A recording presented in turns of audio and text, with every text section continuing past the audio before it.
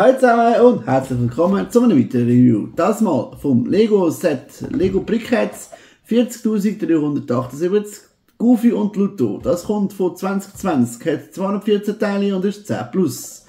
Wir haben hier den Goofy, der ist 8 cm hoch, und den Pluto, der ist 5 cm hoch. Wir haben so viele Teile vorig, oder brauchen wir nicht, oder extra, wenn wir fertig sind. Es hat eine Anleitung für den Goofy, eine für den Pluto, und auf der Rückseite steht, dass es gibt keinen Donattag. Genau. Beim Goofy kann man Witze anders machen. Man kann die Ohren bewegen. Er hat printete Augen, ein printetes T-Shirt, ansonsten kann man nichts bewegen oder so. Der sieht so aus. Beim Pluto hat es einen bärtigen Schwanz, Ohren, die man bewegen kann, und er hat Augen, die printet sind, und ansonsten sieht er so aus.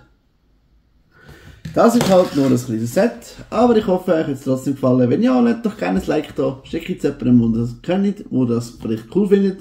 Schaut das nächste Video und wir sehen uns nächstes Mal wieder. Ciao zusammen!